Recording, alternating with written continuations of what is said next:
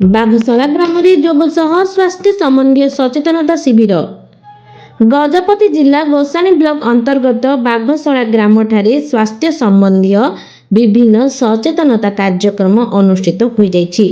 राधाचरण दास बालिका उच्च विद्यालय रे जोग प्रशिक्षण शिविर होइथिला।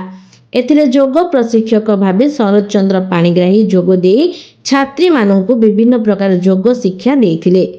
प्रतिदिन जोग करिबा द्वारा स्वास्थ्य तथा शरीर सुस्थ रहिबार सहित मानसिक स्थिति संतुलन रहिबो बोली कहिथिले। एथिरे स्कूल शिक्षक शिक्षयित्री बागशाला मेडिकल टीम एवं गुरांडी मेडिकल टीम उपस्थित थिले।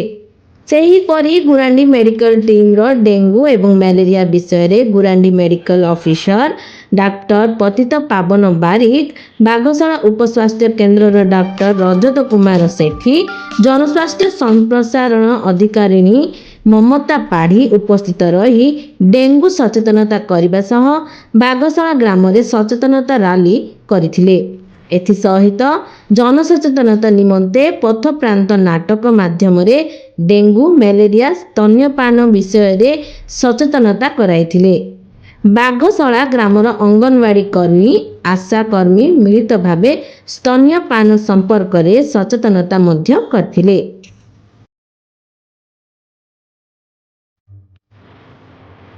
आंश व्यक्ति रक्त रहिबो मानसिक स्थिति रे संतुलन रहिबो रक्त संचालन होई पारिबो जीर्ण शक्ति होई पारिबो।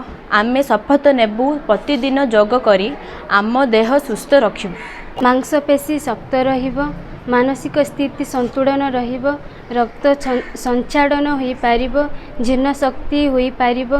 आमे शपथ नेबु प्रतिदिन जोग करी आम देह सुस्थ रहिबो। आज आमे गुरांडी सीएससी तरफ मु एवं पीएचओ मैडम आ ता संगे अन्य स्वास्थ्यकर्मी आ सुपरवाइजर माने आस्तिलु बागशाला एचडब्ल्यूसी को सेठारे आज विभिन्न प्रकार कार्यक्रम कराला। जोग डे आज कराला। आज जोगर आयोजन कराइला। प्रत्येक सप्ताह आम जोगर दिवस पालन करि आसुछु।